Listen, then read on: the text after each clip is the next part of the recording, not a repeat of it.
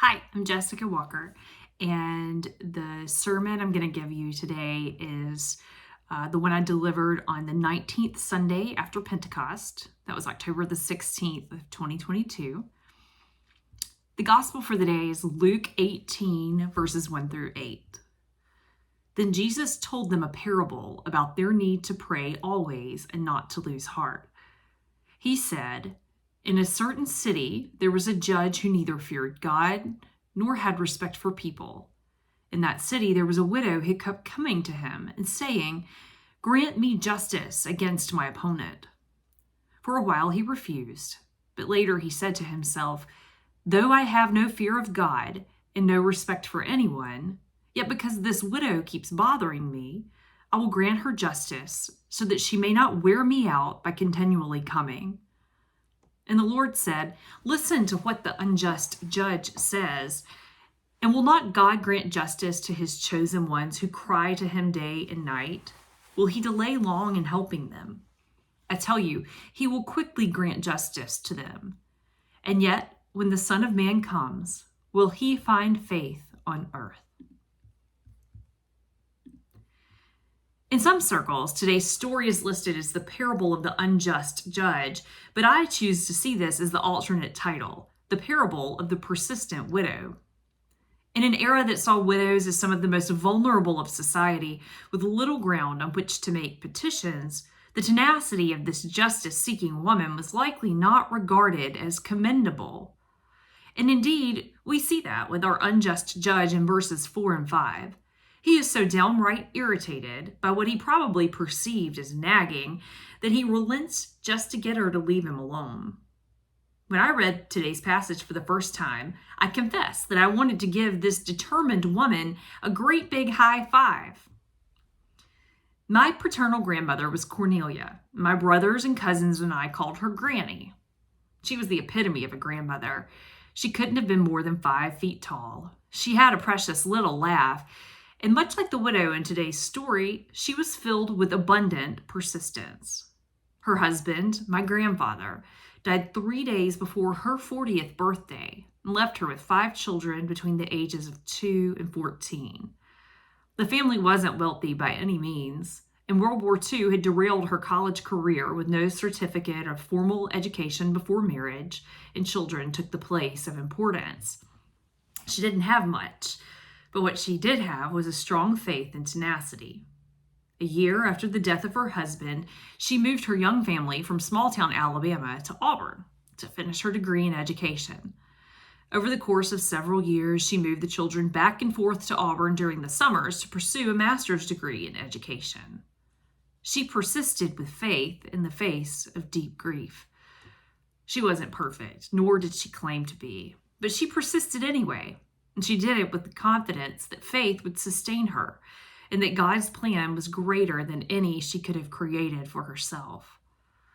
Now, we are never told what exact justice the widow in today's passage was seeking or who her opponents could have been, but what we do know is that in the face of deep grief and possible humiliation, in the face of the unknown and the hopeless, she persisted.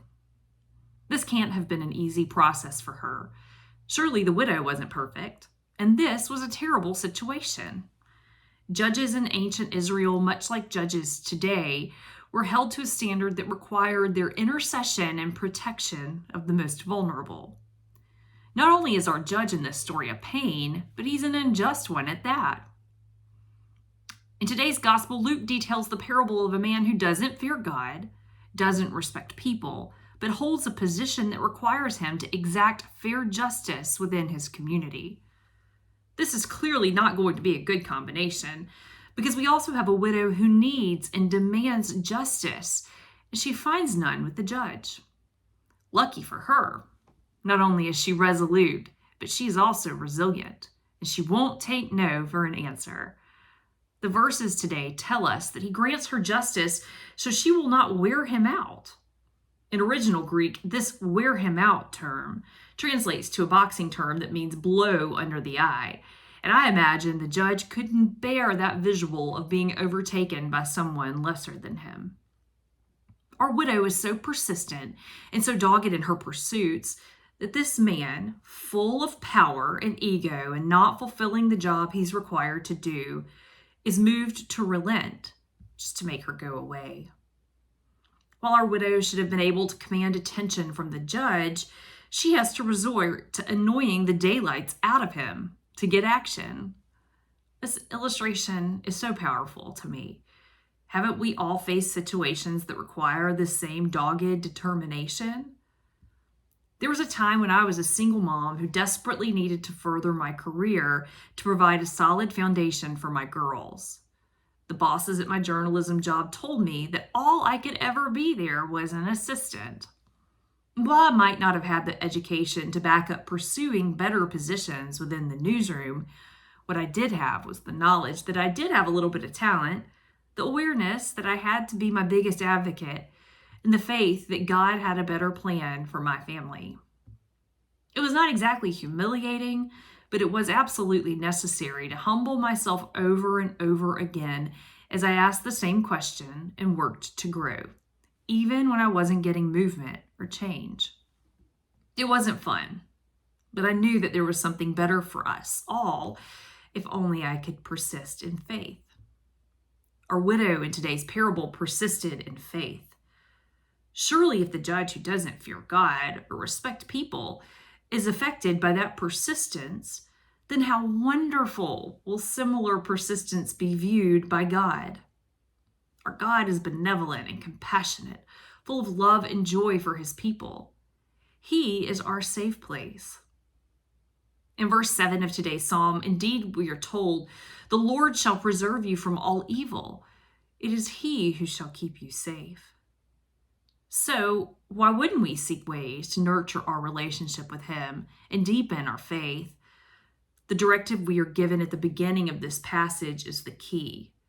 Pray always and never lose heart. And in our second lesson, Timothy urged us to be persistent praying. Proclaim the message, be persistent, whether the time is favorable or unfavorable. Convince, rebuke, and encourage with the utmost patience and teaching. Prayer can be rushed and brief. It can be deep and contemplative, but our petitions must remain continual. Look at the time we invest in earthly relationships by voice or by text. We are deepening our bonds and connections. We are building a community. Be it family, small group, friends, whomever. Those relationships are integral to our continual formation. So certainly, it should go without saying that our relationship with God deserves that level of nurturing 10 times over. Sure, God may not be a physical presence, but he is always with us. Prayer isn't a quick fix and shouldn't be viewed as such. It's a constant conversation. It's taking a faith that may only be the size of a mustard seed and allowing it to propel us to keep praying and keep allowing evolution in our faith relationship. It's doing as Luke directed in an earlier chapter. Ask, seek, knock. Even when we think we're done and we've asked enough, we must keep asking, keep praying, keep the conversation going. Prayer is a constant reminder of our need for Jesus in our lives. It's the gateway to which our perspective shifts and we see God moments for what they are. Answers to our prayers and petitions in forms of circumstances or situations that we could never imagine. God knows what we need, even when we don't name it, but our instruction is still to keep naming, keep asking, keep petitioning, to keep building and strengthening our reliance on him, to find no answer forthcoming, but to keep asking. Often, we don't see God's answer in the way we hope or expect, or with the timing or urgency that we prefer, but we are still seeing his presence every day. Our petitions and being in prayer with God give us the awareness with which to see God all around us, even in the disappointments and the grief.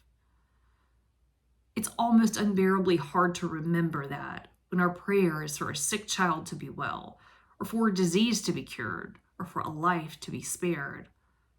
It's hard to remember when we are asking for miracles and not getting the answer we want or need to keep going, that we are seeing God's will being done. But through it all, we are seeing the result of his plan being bigger and better than ours. Accepting that God's will be done, even when we don't understand, is possible only with a mind governed by the Spirit. Constant prayer is necessary to remind us daily that he is the God of all. He has the plan for our lives. My grandmother persisted in grief as a young woman because she knew God had her and her family in the palm of his hand. The persistence in today's lesson shows us that we are called to have a hope and a faith that drives persistence. The widow may have been regarded by the world around her as not enough or not worthy of grace or justice, but our God, the ultimate judge, doesn't speak in those terms. We are not perfect people, but we are offered mercy and solace from the one who is. From lepers to widows and marginalized people everywhere, we have merit in God's eyes. There is justice in God's kingdom if only we seek to find it. Amen.